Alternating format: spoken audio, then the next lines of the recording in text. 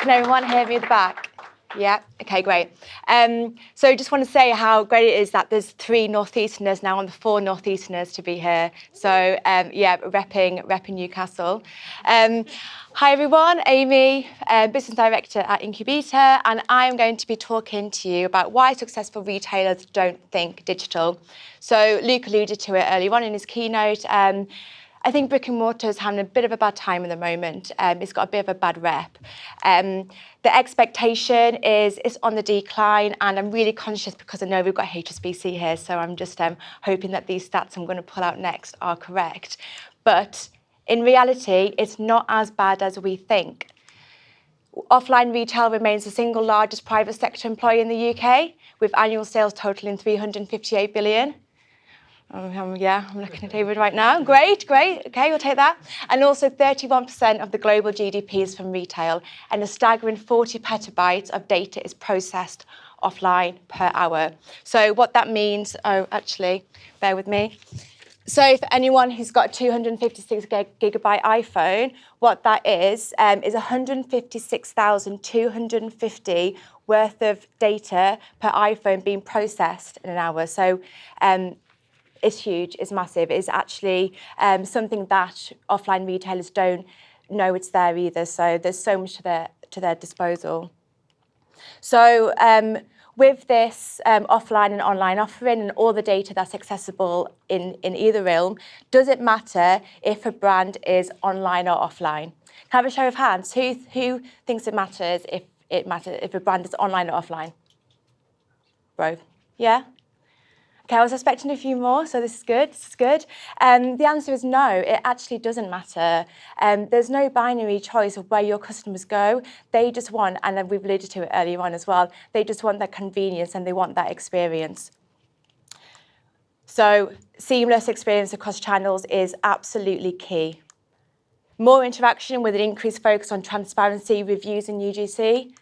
And also excellent customer service, inventory awareness and relevance. So we did touch up on as well about how inventory in terms of the products have to be right, etc. This plays a huge part in what consumers want. Doesn't matter whether it's online or offline, they just want it there and they want it exclusively.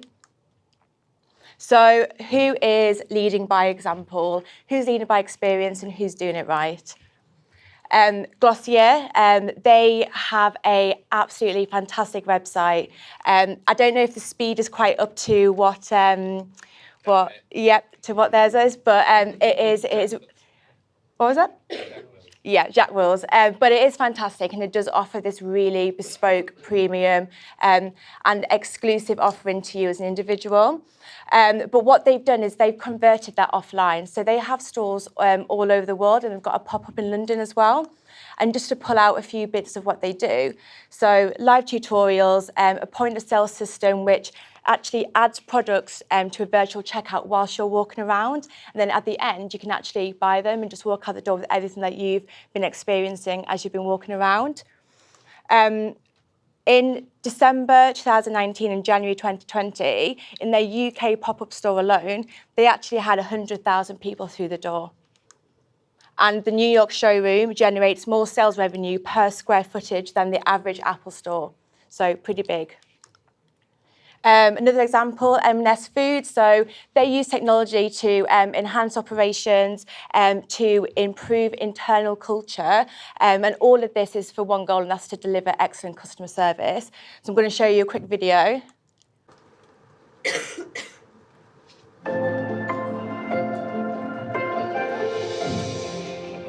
Here at Marks & Spencer, our ambition is to be a digital-first retailer, and our partnership with Microsoft is really helping us achieve that ambition.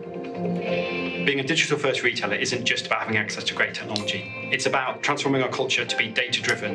The Dynamics 365 platform is equipping our colleagues with the tools they need to better serve our customers. Connected Store gives us real-time understanding of what is happening in our store. It makes us a lot more efficient and a lot more targeted in the areas that we are working. I can use that data that is sent to me to put my colleagues in at the right moments at the right time. The biggest impact has been on our cultural change and how we deliver technology into our stores and into the hands of our colleagues. By coupling Marks & Spencer's 134-year retail history alongside Microsoft's cutting-edge technology, we're able to give our colleagues real-time insight into how the store is operating and really focus on excellent customer service. Well, we're looking to use the technology to enhance our operation and to generate more revenue. And we're really excited to be working with Microsoft so we can take advantage of this amazing opportunity. Sorry, Google, about the Microsoft plug there. That wasn't intentional, obviously.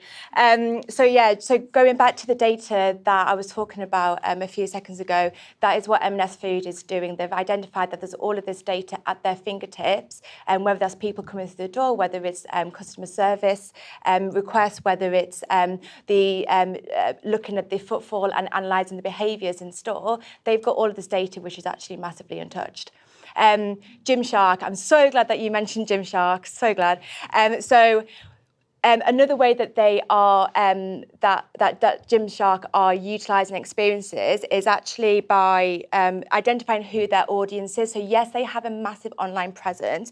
Yes, they are purely e-commerce. However, they are now opening stores and have some pop-up stores here in London as well. But what they do is they identify who their audience is, and they're literally working out with them. So they are bringing communities to their pop-up stores to sell tickets to go on park runs. They're putting expos on, and this is global as well. And it's just really building that brand quality and that brand awareness.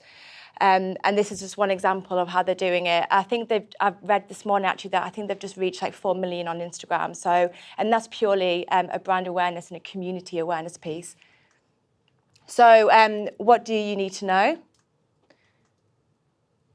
Main thing, and we all know this as marketers, but know your customer, know who they are, and build those experiences around that. Use technology to your advantage, and don't be afraid of using it in an offline space as well. We always think of technology as being online, as being digital, but there is so much technology offline which you can really utilise.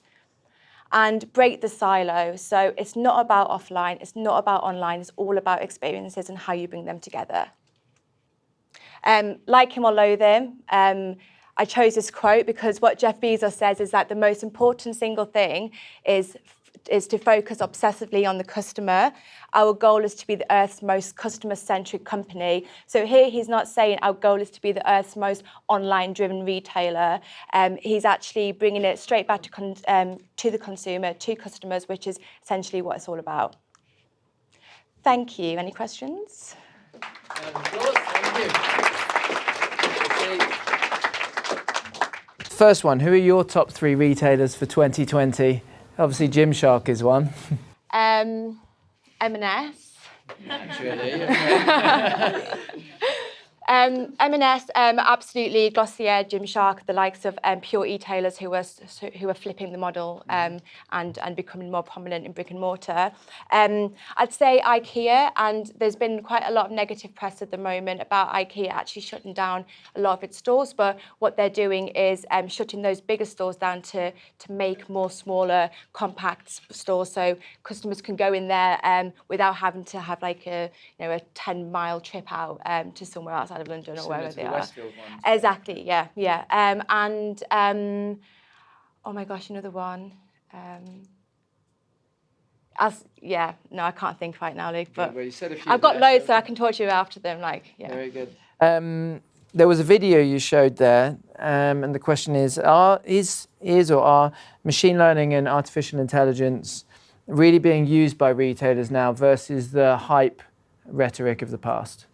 Yeah, I don't think it is, and I think that there is a reason for that. I do think that there is so much that can be done with AI, especially in retail and in stores. But I think what we can't underestimate is that human element and that human touch of going into a store, especially for retailers who have a higher price point than others. You don't want to go in to a £500 store where the average order value and then just not touch the items and not feel the items and rely on AI to create that experience for you. So yes, I do think that there is quite a lot that needs to be done in there, but I think human element plays a massive part in it. Clearly, as David said earlier on, it's very prevalent in the distribution centres. in the technology there, really driven by AI. It sounds like pop-up stores from some of the presentations, and these non-transactional stores like the Samsung one, for example, are growing in popularity. And I think there's maybe some others that we know of. How are these experiences really making a difference to brand awareness? How are they being measured in terms of making a difference for the brand and driving sales? Yeah, good question. So I think it does ultimately come down to the brand awareness piece. So we actually work with a company who has pop-up stores which you can't convert from, but what they do is hold events. They hold music events in there, and they will use social and they'll use search to drive people through there. But it is an engaging piece online. You know, it's about expanding it to the masses, and the reach that they get on social just from pointing people to a pop-up store is huge. And then, you know, hopefully on the back of that, you do get revenue and you do get sales coming through the online offering. Very good. Thank you very much. No All power problem. to the Northeast. Yes. So far. Thanks very much, Amy.